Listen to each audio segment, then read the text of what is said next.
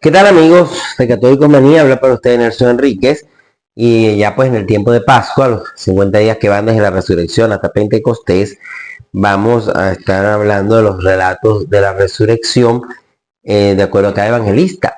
Ya tenemos, ustedes pueden en el canal YouTube un poco de ese trabajo con respecto a los relatos de la infancia y también con respecto a la pasión y muerte, ¿verdad? Pues toca hacer lo mismo con la resurrección. Vamos a hablar en este caso, en este video. Les recordamos que pueden suscribirse a nuestro canal. Vamos a hablar del Santo Evangelio según San Mateo y los relatos de la resurrección. Recordemos que Mateo escribe para los judíos. Siempre es muy importante saber para quién escribe el evangelista y en qué comunidad nace el evangelio. Por tanto, Mateo tiene que contestar en su evangelio algunas interrogantes que surgen no solamente entre los primeros creyentes judíos conversos, sino entre aquellos judíos que rechazan el cristianismo y que quieren pues de alguna manera desestimar lo que se dice sobre Jesús resucitado. Es muy importante que la pasión según San Mateo, y usted puede ver el video donde hablamos justamente de ello, la muerte y resurrección pasión y muerte de Jesucristo según San Mateo.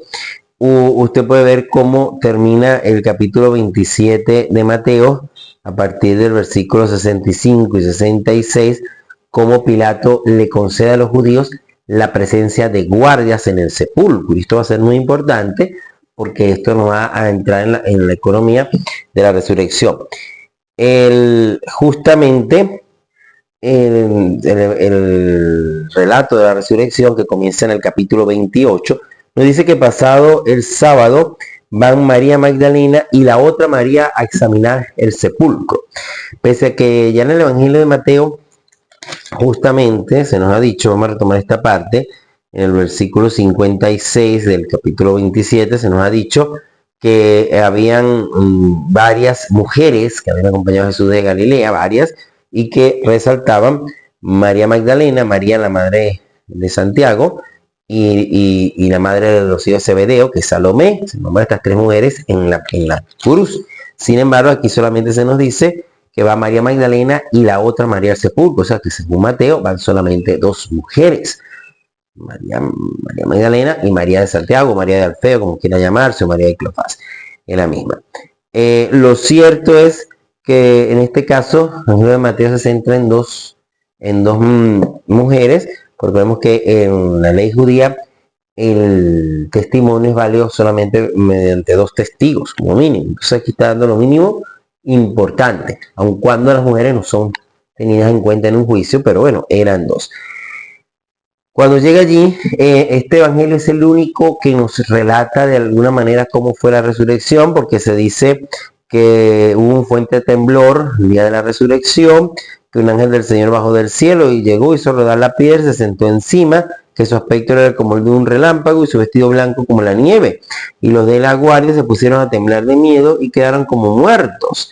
Fíjate que esto es importante porque de alguna manera relata de alguna forma cómo fue el momento de la resurrección, cosas que no hacen ninguno de los evangelios, y vemos a unos soldados que estaban allí guardando, como ya lo habíamos informado, por orden de Pilato, porque lo habían pedido así los judíos, Caifás, y tienen miedo y son de alguna manera testigos de lo que allí sucede.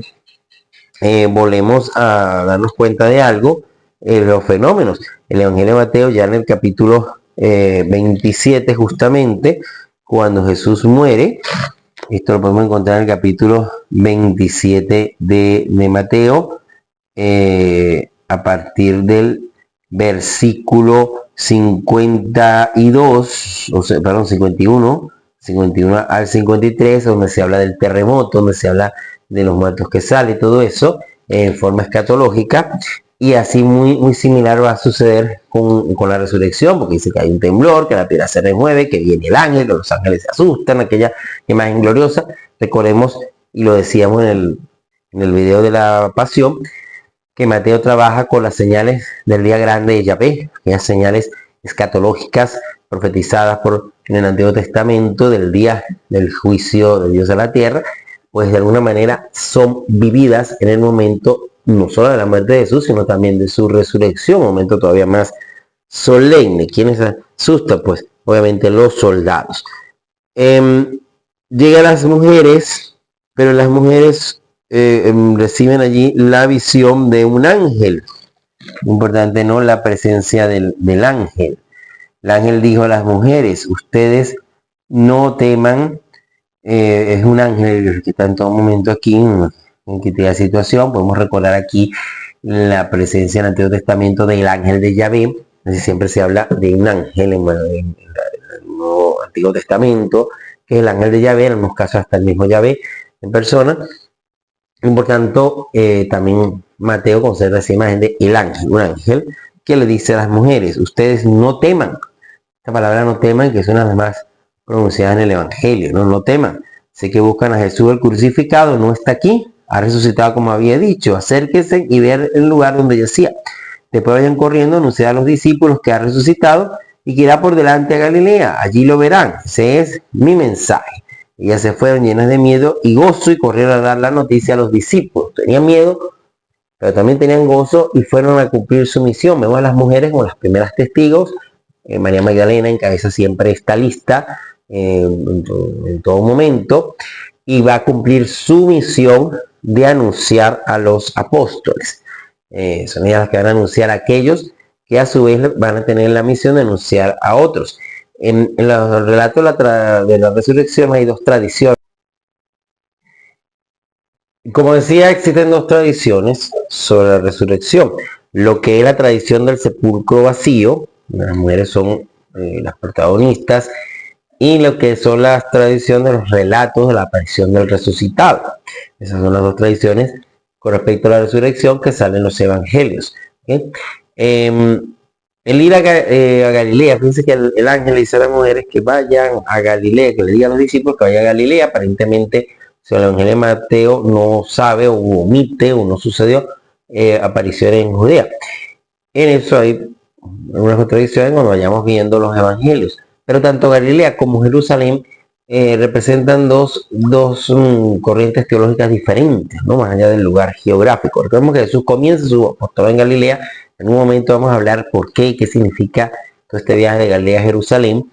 Y recordemos que para ser apóstol, los requisitos eran haber venido con Jesús desde Galilea, hacer este viaje, ser testigo de la pasión, muerte y resurrección de Jesús y haber sido enviado por él. ¿Okay? Y es un poco lo que está sucediendo aquí, pues, en este momento. Cómo se da todo este proceso. El ir a Galilea significa, más allá de volver al sitio geográfico, significa volver al inicio, ir al primer amor, donde comenzó todo.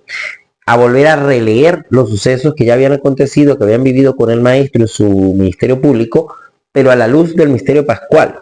Los relatos del Evangelio se escriben justamente desde la experiencia del Cristo de la fe, desde la experiencia con el resucitado que tiene la comunidad apostólica, ¿ok? Donde empiezan a cobrar sentido. Ah, mira, con razón cuando dijo tal cosa, con razón multiplicó los panes, mira, cuando caminó sobre el agua. Entonces empiezan a entenderlo e interpretarlo desde la experiencia con el resucitado, desde la experiencia pascual. De alguna manera los evangelios son escritos de atrás para adelante, ¿no? Primero lo que es la pasión y muerte le da sentido a todo lo que ha sucedido después, incluyendo los relatos de la infancia que serían los últimos en ser escritos. Entonces fíjense cómo la vuelta a Galilea tiene o cobra esa importancia, es volver a empezar, así se arma ese rompecabezas. Luego el Evangelio de Mateo, el único que nos informa que los soldados van a decir lo que ha pasado. Son testigos de que la piedra se removió sola, de que vieron un ángel, no sé si se habían visto resucitados, solo el ángel. Y los sumos sacerdotes los sobornan y les pagan y les dicen, mire, díganle que ustedes se durmieron y que los apóstoles se robaron el cuerpo. Esto podía traerle un castigo a los soldados romanos. Si un soldado romano se dormía estando en guardia y en medio de esa guardia había una escapatoria, fuga o algo por el estilo, pues mínimo eran ejecutados. Y ellos le prometen, miren, tranquilo que nosotros vamos a interceder por ustedes, no se preocupen. Y así, y se dice claramente en el versículo 15 del capítulo 28, ellos aceptaron el dinero y siguieron las instrucciones recibidas. Así se difundió este cuento entre los judíos hasta el día de hoy. Quiere decir que para el momento que se escribe el Evangelio de Mateo, los judíos han dado por explicación que todo esto de la resurrección es una mentira y que son los apóstoles quienes se robaron el cuerpo. Y por tanto, el Evangelio de Mateo le interesa demostrar y contar qué hay detrás de eso, cómo sucedió, por qué la presencia de los soldados, por qué los soldados son sobornados, etcétera. Por tanto, eso es un detalle importante y por eso Mateo hace énfasis en esto, porque él escribe para los judíos y tiene que explicar estas cosas. Finalmente, la aparición ocurre en Galilea, en un monte. Se dice que están los 11 discípulos, no se dice que estuvieran más personas, solo los 11 apóstoles. Recordemos que Judas ha muerto, ¿verdad? Después de la traición, quedan 11. Después será la elección de Matías, pero eso lo dicen, son los hechos de los apóstoles más adelante. Y dice que se postraron pero dudaron. Pareciera que no hay información de que antes de ese momento hubieran visto al maestro. Mateo solo le interesa esto, pero ¿por qué? Mateo, recordemos, en medio de sus discursos, en el Evangelio de los discursos, nos ha dado el discurso misionero. En el capítulo 10 del Evangelio tenemos el discurso misionero, donde se va diciendo todo lo que es el envío de 2 en 2, todo lo que es no llevar nada por el camino, o sea, todo esa misión de la iglesia. Y por tanto, el último capítulo, ya pues el encuentro con el resucitado, no es otra cosa que un envío misionero, ¿no? Aquí no tomamos en consideración demostraciones como en otro evangelio, que Jesús no come, a que Jesús no lo toca, solamente se presenta ya como ese rey Mesías que ha triunfado y que dice se me ha sido dado todo poder en el cielo y en la tierra, y de una vez hace el envío. Es una iglesia misionera, ¿no? También Mateo nos ha traído el discurso eclesiástico en el capítulo 18. Entonces, de alguna manera está como el producto de todo esto, ¿no? Vayan y hagan discípulos míos a todas las gentes. En Mateo, dice que Mateo, que ha comenzado su evangelio con la adoración de los magos, y que los magos representan justamente la universalidad de la salvación, porque son los pueblos paganos, son extranjeros los que vienen a adorar al niño, y se demuestra que la salvación es para todas las naciones. Al pie de la cruz es un soldado romano, es un pagano quien primero llega a la conclusión y dice verdaderamente este hombre es hijo de Dios. O se ve que los paganos lo van a aceptar incluso antes que los judíos, mientras que los judíos están diciendo no, el cuerpo es robado. Y aquí Jesús se presenta y los envía no a las ovejas perdidas de la casa de Israel solamente, sino a todas las naciones. La iglesia es católica, es decir, universal. Es el envío misionero universal de la iglesia. Ahora sí, Jesús envía a todos los pueblos, bautizándonos en el nombre del Padre, del Hijo y del Espíritu Santo. Explícitamente se nombran, en una de las pocas veces se nombra tan explícitamente en los evangelios, las 3 divinas personas, y es en esta fórmula trinitaria que Jesús pide que se bauticen a los nuevos creyentes, ¿ok? Esto es muy importante, como yo les he mandado. Es la tradición de bautizo de la iglesia. Enseñándole a cumplir todo lo que yo les he mandado, y finalmente termina con una promesa. No se nos dice explícitamente que Jesús suba al cielo, no, se intuye. El evangelio de Mateo termina con una promesa: yo estaré con ustedes siempre hasta el fin del mundo. Estaré con ustedes. En pocas palabras, la iglesia no está sola en este envío, sino que Jesús sigue con ella. Ya cuando en el mismo evangelio de Mateo, el evangelio hay que leerlo en seguidilla, ¿no? Porque en algún momento el evangelio está en la clave que se termina de entender con lo que sucede al final o lo que está al inicio. En el capítulo 16, cuando Jesús le da las llaves a Pedro, le dice: yo te daré las llaves a ti, ¿verdad? Sobre esta piedra edificaré mi iglesia, y las puertas del infierno no prevalecerán sobre ella. Te daré las llaves del reino de los cielos, o sea, no prevalecerán. Son muestras de eternidad. Y justamente está diciendo aquí, se despide diciendo: yo estaré con ustedes hasta el fin del mundo. Jesús está con su iglesia y la manda, bien lo decía Papa Francisco, ¿no? Es una iglesia en salida, es una iglesia misionera, es una iglesia con la misión de ir a las periferias y buscar a aquellos que están afuera para que sean parte del reino de los cielos. Hasta una próxima entrega.